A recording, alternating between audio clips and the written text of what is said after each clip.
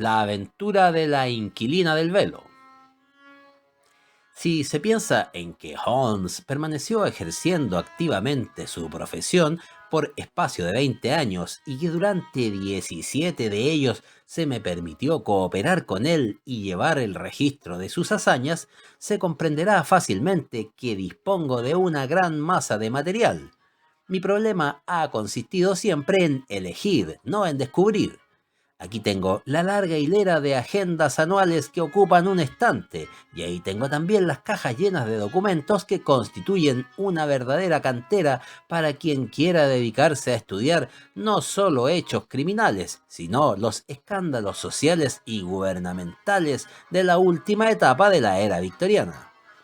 A propósito de estos últimos, quiero decir a los que me escriben cartas angustiosas suplicándome que no toque el honor de sus familias o el buen nombre de sus célebres antepasados, que no tienen nada que temer.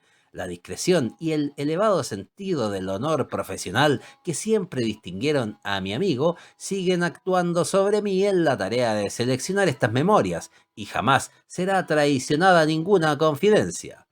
He de protestar, sin embargo, de la manera más enérgica contra los intentos que últimamente se han venido haciendo para apoderarse de estos documentos con ánimo de destruirlos. Conocemos la fuente de que proceden estos intentos delictivos. Si se repiten, estoy yo autorizado por Holmes para anunciar que se dará publicidad a toda la historia referente a cierto político, al Faro y al Cuervo Marino amaestrado. Esto que digo lo entenderá por lo menos un lector. No es razonable creer que todos esos casos de que hablo dieron a Holmes oportunidad de poner en evidencia las extraordinarias dotes de instinto y de observación que yo me he esforzado por poner de relieve en estas memorias. Había veces en que tenía que recoger el fruto tras largos esfuerzos, otras se le venía fácilmente al regazo, pero con frecuencia en estos casos que menos oportunidades personales le ofrecían, se hallaban implicadas las más terribles tragedias humanas. Uno de ellos es el que ahora deseo referir. He modificado ligeramente los nombres de personas y de lugares, pero fuera de eso, los hechos son tal y como yo los refiero. Recibí cierta mañana, a finales de 1896, una nota apresurada de Holmes en la que solicitaba mi presencia. Al llegar a su casa, me lo encontré sentado y envuelto en una atmósfera cargada de humo de tabaco. En la silla frente a él había una señora anciana y maternal, del tipo rollizo de las dueñas de casa de pensión. Le presento a la señora Marilow de South Brighton, dijo mi amigo, indicándomela con un ademán de la mano. La señora Marilow no tiene inconveniente en que se fume, Watson. Se lo digo por si quiere entregarse a esa sucia debilidad suya. La señora Marilow tiene una historia interesante que contar. Esa historia puede traer novedades en las que sería útil la presencia de usted. Todo lo que yo pueda hacer. Comprenderá usted, señora Marilow, que si yo presento a la señora Ronder, preferiría hacerlo con un testigo. Déselo usted a entender antes que nosotros lleguemos. Bendito sea Dios, Mr. Holmes, contestó nuestra visitante. Ella tiene tales ansias de hablar con usted que lo hará aunque se haga usted seguir de todos los habitantes de la parroquia. Iremos, téngalo presente, a primera hora de la tarde. Es pues preciso que, antes de ponernos en camino, conozcamos con exactitud todos los hechos. Si les damos un repaso ahora, el doctor Watson podrá ponerse al corriente de la situación. Usted me ha dicho que desde hace 7 años tiene de inquilina a la señora Ronder y que en todo ese tiempo solo una vez le ha visto la cara. Y pluguiera a Dios que no se lo hubiese visto, exclamó la señora Marilow. Tengo entendido que la tiene terriblemente mutilada. Tanto Mr. Holmes que ni cara parece. Esa fue la impresión que me produjo. Nuestro lechero la vio en cierta ocasión nada más que un segundo, cuando ella estaba curioseando por la ventana del piso superior, y cuál no sería su impresión que dejó caer la vasija de leche, y ésta corrió por todo el jardincillo delantero. Ahí verá usted qué clase de cara es la suya. En la ocasión en que yo la vi, la pillé desprevenida y se la tapó rápidamente, y luego dijo: ya sabe usted por fin la razón de que yo no me levante nunca el velo. ¿Sabe usted algo acerca de su vida anterior? Absolutamente nada. ¿Dio alguna referencia cuando se presentó en su casa? No, señor, pero dio dinero contante y sonante y en mucha cantidad. Puso encima de la mesa el importe de un trimestre adelantado y no discutió precios. Una mujer pobre como yo no puede permitirse en estos tiempos rechazar una oportunidad como esa. ¿Alegó alguna razón para dar la preferencia a su casa? Mi casa está muy retirada de la carretera y es más recogida que otras muchas. Además, yo solo tengo una inquilina y soy mujer sin familia propia. Me imagino que había visitado otras casas y que la mía le resultó de mayor conveniencia suya. Lo que ella busca es vivir oculta y está dispuesta a pagarlo. Ha dicho usted que jamás esa señora dejó ver su cara, salvo en esa ocasión y por casualidad. Pues sí, es la suya una historia extraordinaria, muy extraordinaria, y no me sorprende que desee hacer luz en ella. No, Mr. Holmes, yo no lo deseo. Me doy por satisfecha con cobrar mi renta. No es posible conseguir una inquilina más tranquila ni que dé menos trabajo. ¿Y qué ha ocurrido entonces para que se haya lanzado a dar este paso? Su salud, Mr. Holmes, me da la impresión de que se está acabando. Además, algo espantoso hay en aquella cabeza. Asesino, grita, asesino. Y otra vez la oí, fiera, monstruo. Era de noche y sus gritos resonaban por toda la casa, dándome escalofríos. Por eso fui a verla por la mañana y le dije: señora Ronder, si usted tiene algún secreto que conturba su alma, para eso están el clero y la policía. Entre unos y otros le proporcionarían alguna ayuda. Ella exclamó: nada de policía, por amor de Dios, y en cuanto al clero, no es posible cambiar el pasado, y sin embargo me quitaría un peso del alma que alguien se enterase de la verdad antes de que yo me muera. Pues bien, le dije yo, si no quiere usted nada con la policía, tenemos a ese detective del que tanto leemos. Con su perdón, Mr. Holmes. Ella se agarró a esa idea inmediatamente y dijo: ese es el hombre que necesito. ¿Cómo no se me ocurrió antes acudir a él? Tráigalo, señora Merrilow, y si pone inconvenientes a venir, dígale que yo soy la mujer de la colección de fieras de Ronder. Dígale eso, y cítele el nombre de Abbas Parva. Aquí está como ella lo escribió, Abbas Parva. Eso le hará venir si es tal y como yo me lo imagino. Me hará ir, en efecto, comentó Holmes. Muy bien, señora Merrilow, desearía tener una breve conversación con el doctor Watson. Eso nos llevará hasta la hora del almuerzo. Puede contar con que llegaremos a su casa de Brixton a eso de las 3. Apenas si nuestra visitante había salido de la habitación con sus andares menudos y bamboleantes de ánade, cuando ya Sherlock Holmes se había lanzado con furiosa energía sobre una pila de libros vulgares que había en un rincón. Escuchóse durante algunos minutos un constante roce de hojas y de pronto un gruñido de satisfacción, porque había dado con lo que buscaba. Era tal su excitación que no se levantó, sino que permaneció sentado en el suelo, lo mismo que un Buda extraño, con las piernas cruzadas, rodeado de gruesos volúmenes y con uno de ellos abierto encima de las rodillas. Watson, este es un caso que en su tiempo me trajo preocupado. Fíjese en mis notas marginales que lo demuestran. Reconozco que no logré explicármelo, sin embargo estaba convencido de que el juez de investigación estaba equivocado. ¿No recuerda usted la tragedia de Abbas Parva? En absoluto, Holmes. Sin embargo, por aquel entonces vivía usted conmigo. Desde luego, también mis impresiones del caso eran muy superficiales, porque no disponía de datos en que apoyarme y porque ninguna de las dos partes había solicitado mis servicios. Quizá le interese leer los periódicos. ¿No podría señalarme usted mismo los detalles sobresalientes? Es cosa muy fácil de hacer. Ya verá cómo los recuerda conforme yo vaya hablando. El nombre de Ronder era desde luego conocidísimo. Era el rival de Womwell y de Sanger, uno de los más grandes empresarios de circo de su tiempo. Hay, sin embargo, pruebas de que se entregó a la bebida y de que al ocurrir la tragedia se hallaban tanto él como su circo ambulante en decadencia. La caravana se había detenido para pasar la noche en Avasparva, pueblo pequeño de Berkshire, que fue donde ocurrió este hecho horrendo. Iban camino de Wimbledon y viajaban por carretera. Se limitaron pues a acampar sin hacer exhibición alguna, porque se trataba de un lugar tan pequeño que no les habría compensado el trabajo. Entre las fieras que exhibían figuraba un magnífico ejemplar de león de África. Le llamaban el rey del Sahara y tanto Ronder como su mujer tenían por costumbre realizar exhibiciones dentro de su jaula.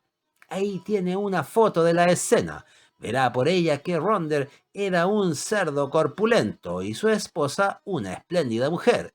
Alguien testimonió durante la investigación que el león había ofrecido síntomas de estar de humor peligroso, pero que, como de costumbre, la familiaridad engendra el menosprecio y nadie hizo caso.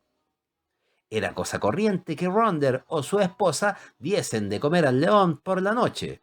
Unas veces lo hacía uno de ellos, otras los dos juntos, pero nunca permitían que nadie más le diese de comer, creyendo que mientras fuesen ellos los que le llevaban el alimento, el león los consideraría como bienhechores suyos y no les haría ningún daño. La noche del suceso habían entrado los dos a darle de comer, y entonces ocurrió un suceso horrendo, pero cuyos detalles nunca se consiguió poner en claro. Parece que el campamento todo se despertó hacia medianoche por los rugidos del animal y los chillidos de la mujer. Todos los cuidadores y empleados acudieron desde sus tiendas corriendo, llevando linternas. A la luz de estas vieron un espectáculo terrible. Ronder yacía en el suelo con la parte posterior del cráneo hundida y con señales de profundos zarpazos en el cuero cabelludo. A unos 10 metros de distancia de la jaula que estaba abierta, cerca de la puerta de la jaula, yacía la señora Ronder de espaldas, con la fiera acurrucada y enseñando los dientes encima de ella.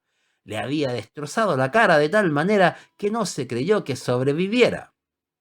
Varios de los artistas del circo, encabezados por el forzudo Leonardo y por el payaso Griggs, acometieron a la fiera con pértigas, y el león dio un salto hacia atrás y se metió en la jaula, que aquellos se apresuraron a cerrar.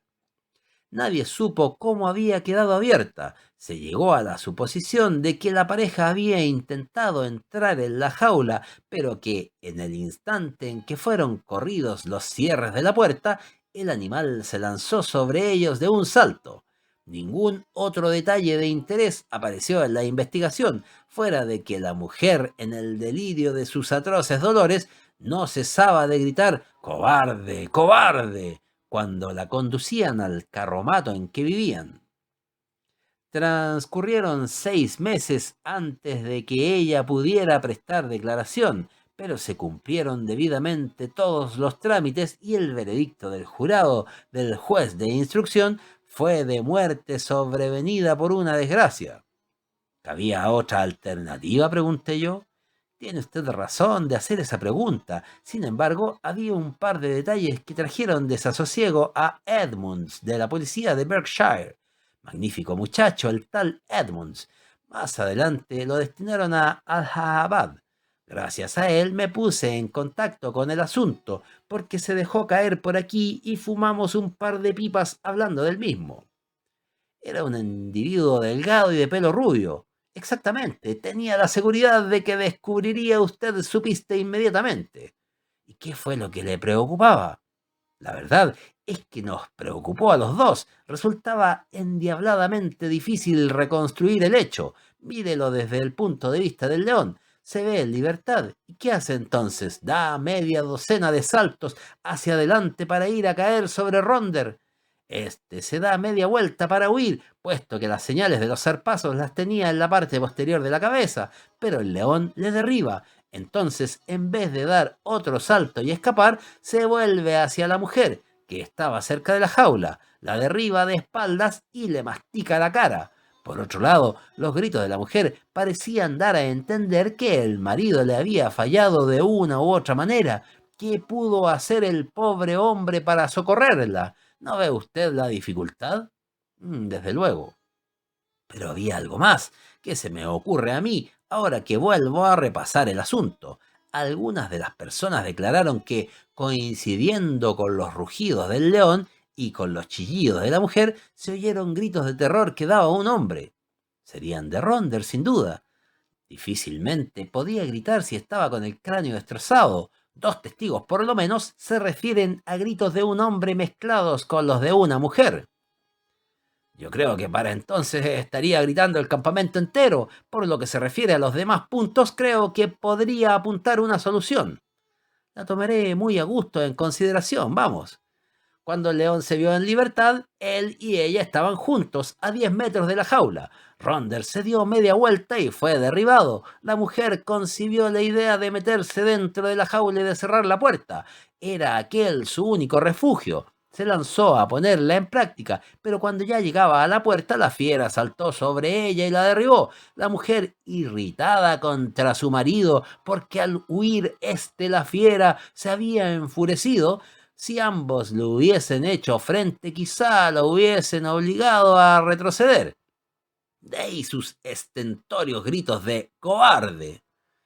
Magnífico, Watson, su brillante exposición no tiene más que un defecto. ¿Qué defecto, Holmes? Si ambos estaban a 10 pasos de distancia de la jaula, ¿cómo llegó la fiera a encontrarse con la puerta abierta? ¿No es posible que tuviesen algún enemigo y que éste la abrió? ¿Y por qué había de acometerlos de manera tan salvaje si estaba acostumbrada a jugar con ellos y a exhibir con ellos sus habilidades dentro de la jaula? Quizá ese mismo enemigo había hecho algo con el propósito de enfurecerlo. Holmes permaneció pensativo y en silencio durante algunos momentos. Bien, bien, Watson. Hay algo que decir en favor de su hipótesis. Ronder era un hombre que tenía muchos enemigos. Edmunds me dijo que cuando estaba metido en copas era espantoso. Hombre corpulento y fanfarrón, maltrataba de palabra y obra a cuantos se le cruzaban en el camino. Yo creo que aquellos gritos de monstruo de los que nos ha hablado nuestra visitante son reminiscencias nocturnas del muerto querido. Sin embargo, todo esto no son sino cábalas fútiles mientras no conozcamos todos los hechos. Tenemos en el aparador una perdiz fría y una botella de Montrachet. Renovemos nuestras energías antes que tengamos que exigirles un nuevo esfuerzo. Cuando nuestro coche Hanson nos dejó junto a la casa de la señora Marilow, nos encontramos a la rolliza señora cerrando con su cuerpo el hueco de la puerta de su morada humilde pero retirada. Era evidente que su precaución principal era la de no perder una buena inquilina, y antes de conducirnos al piso superior, nos suplicó que no dijésemos ni hiciésemos nada que pudiera provocar un hecho tan indeseable. Por fin, después de haberle dado toda clase de seguridades, nos condujo por la escalera estrecha y mal alfombrada hasta la habitación de la misteriosa inquilina. Era un cuarto mal ventilado, angosto, que olía a rancio como no podía menos, puesto que la ocupante no salía de él apenas. Por algo que parecía justicia del destino, aquella mujer que tenía encerradas a las fieras en una jaula había acabado siendo como una fiera dentro de una jaula. Se hallaba sentada en un sillón roto, en el rincón más oscuro del cuarto. Los largos años de inactividad habían quitado algo de esbeltez a las líneas de su cuerpo, que debió de ser hermoso y conservaba aún su plenitud y voluptuosidad. Un grueso velo negro le cubría el rostro, pero el borde del mismo terminaba justamente encima del labio superior, dejando al descubierto una boca perfecta y una barbilla finamente redondeada. Yo pensé que en efecto debió de ser una mujer extraordinaria. También su voz era de timbre delicado y agradable. Mr. Holmes, usted ya conoce mi nombre, explicó. Pensé que bastaría para que viniese. Así es, señora, aunque no acabo de comprender cómo sabe que yo estuve interesado en el caso suyo. Lo supe cuando, recobrada ya mi salud, fui interrogada por el detective del condado, Mr. Edmunds. Pero yo le mentí. Quizás habría sido más prudente decirle la verdad. Por lo general, decirle la verdad suele ser lo más prudente. ¿Y por qué mintió usted? Porque de ello dependía la suerte de otra persona. Era un ser indigno por demás. Yo lo sabía, pero no quise que su destrucción recayese sobre mi conciencia. Habíamos vivido tan cerca, tan cerca. ¿Ha desaparecido ya ese impedimento? Sí, señor, la persona a que aludo ha muerto. ¿Por qué entonces no le cuenta usted ahora a la policía todo lo que sabe? Porque hay que pensar también en otra persona. Esa otra persona soy yo. Sería incapaz de aguantar el escándalo y la publicidad que acarrearía el que la policía tomase en sus manos el asunto. No es mucho lo que me queda de vida, pero deseo morir sin ser molestada. Sin embargo, deseaba dar con una persona de buen criterio a la que poder confiar mi terrible historia, de modo que cuando yo muera pueda ser comprendido cuanto ocurrió. Eso es un elogio que usted me hace, señora, pero soy, además, una persona que tiene el sentimiento de su responsabilidad. No le prometo que después que usted haya hablado, no me crea en el deber de poner su caso en conocimiento de la policía. Creo que no lo hará usted, Mr. Holmes. Conozco demasiado bien su carácter y sus métodos, porque vengo siguiendo su labor desde hace varios años.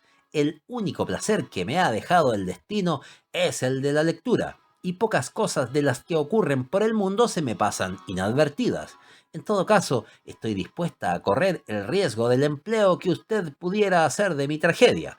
Mi alma sentirá alivio contándola. Tanto mi amigo como yo nos alegraríamos de oírla.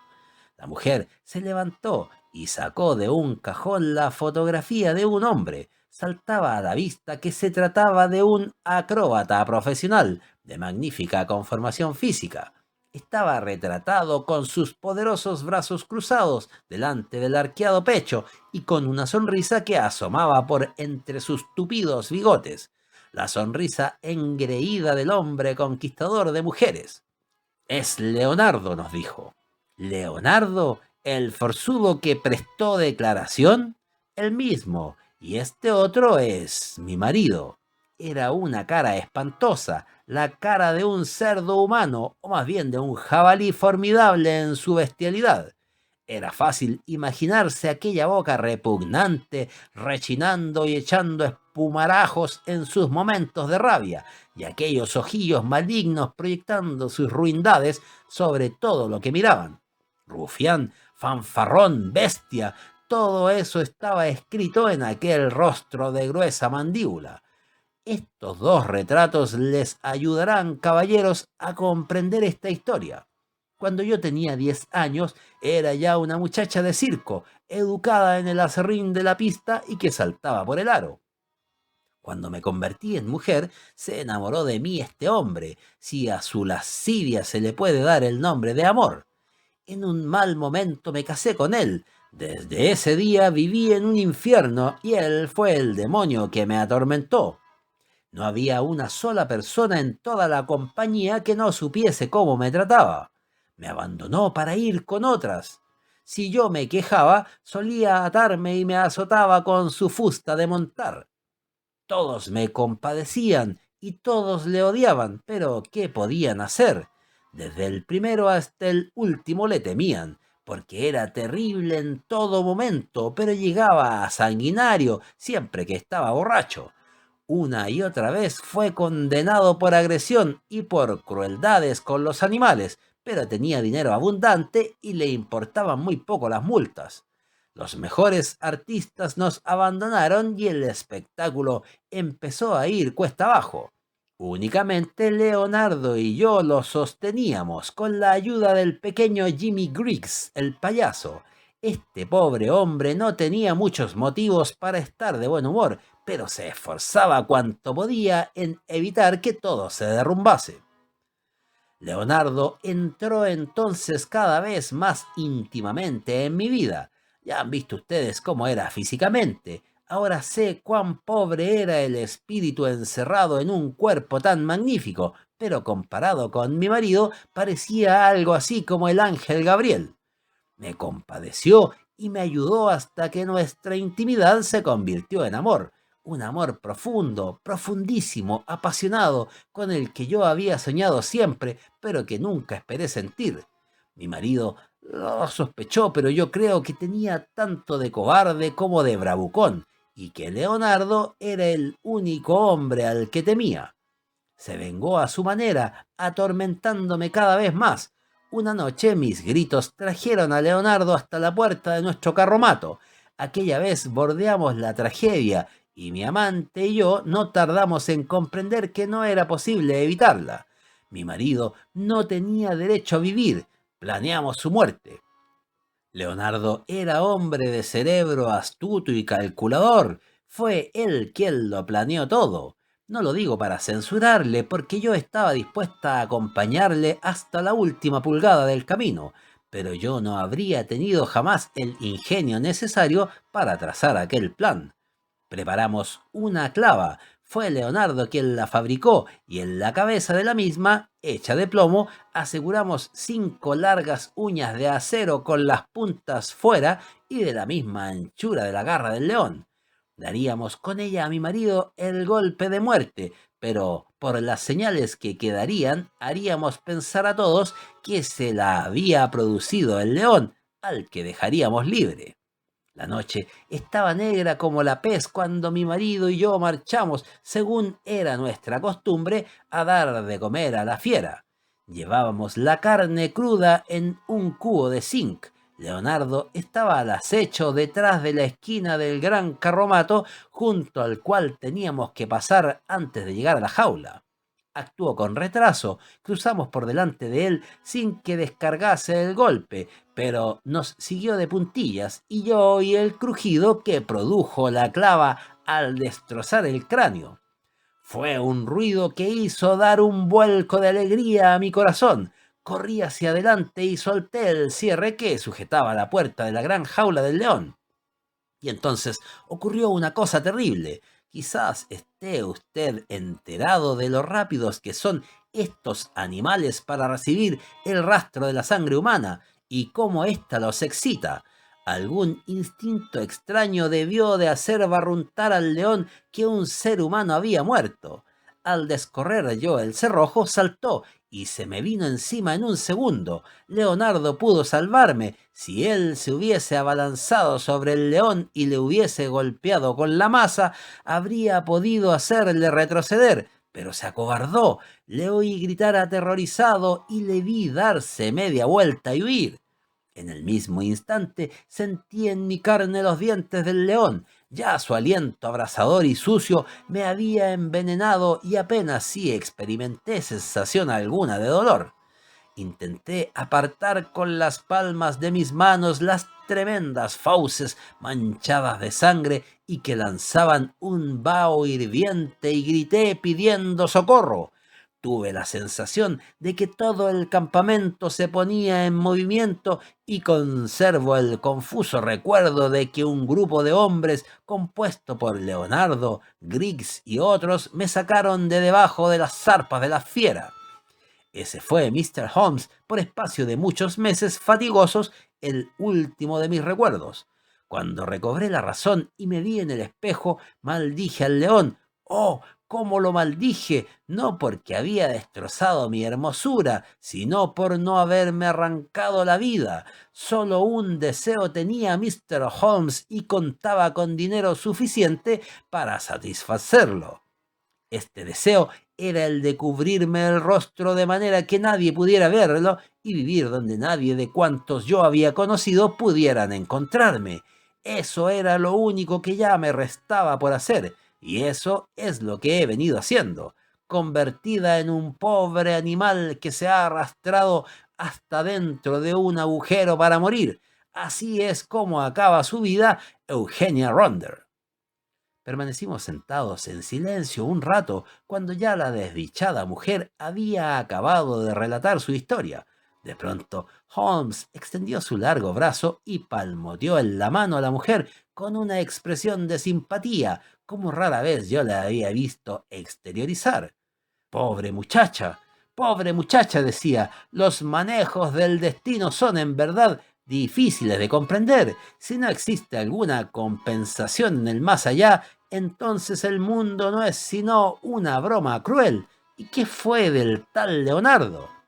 Jamás volví a verlo, ni oí hablar de él. Quizá no tuve razón para llevar mi animosidad hasta ese punto. Quizás él hubiese amado a esta pobre cosa que el león había dejado, lo mismo que a uno de esos monstruos de mujer que exhibimos por el país.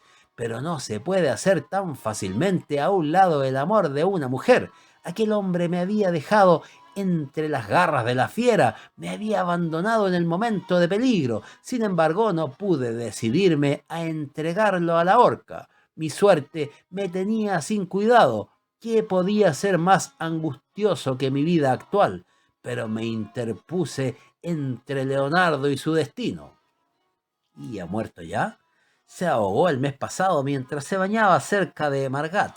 Leí su muerte en los periódicos. ¿Y qué hizo de su clava de 5 garras? Detalle este el más extraordinario e ingenioso de toda su historia. No puedo decírselo, Mr. Holmes. Cerca del campamento había una cantera de cal que tenía en su base una profunda ciénaga verdosa, quizás en el fondo de la misma.